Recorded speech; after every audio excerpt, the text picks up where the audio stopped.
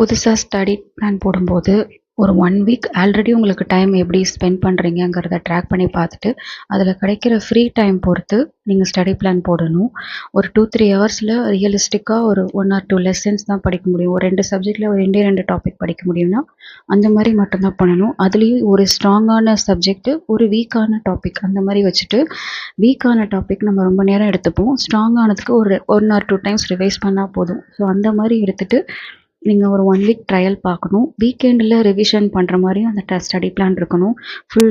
Full week அப்படியே படிச்சுட்டு போற மாரி இருக்கக்கூடாது. அடுத்தது அதில நடக்கிற மிஸ்டேக்ஸ பொறுத்து அடுத்தடுத்த வீக்ல நீங்க போட்டுட்டு போனா கரெக்ட்டா இருக்கும். ஒரு ரிவிஷன் டைம் டேபிளையும், ஸ்டடி டைம் டேபிளையும் 2த்தையும் மெர்ஜ் பண்ணி போனா தான் நமக்கு ஸ்டடி பிளான் நல்லா ஸ்மூத்தா, சாட்டிஸ்ஃபைடா நம்ம கம்ப்ளீட் பண்ண முடியும். ஸோ இந்த மாரி நீங்க ஸ்டடி டைம் டேபிள் போட்டு பாருங்க. ட்ரையல் அண்ட் எரர்ல அடுத்தடுத்த வீக் நீங்க சேஞ்ச் பண்ணிக்கலாம்.